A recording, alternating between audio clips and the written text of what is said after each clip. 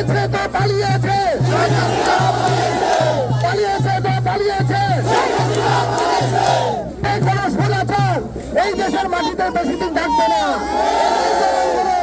স্বৈরাচারকে এই দেশে হাসিনা মৃত্যুবরণ করেছে, ইনশাল্লাহ আবার তার জানাজা পড়ার জন্য ইন্ডিয়া থেকে আমরা ইনশাল্লাহ জানাজা পড়ে ছাড়বো।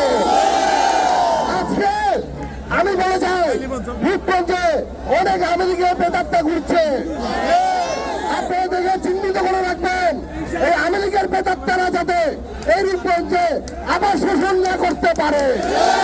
কারণ রূপগঞ্জ হল বিএনপির ঘাঁটি, রূপগঞ্জ হল বিএনপির খালেদা জিয়ার ঘাঁটি, রূপগঞ্জ হল তারেক জিয়ার ঘাঁটি।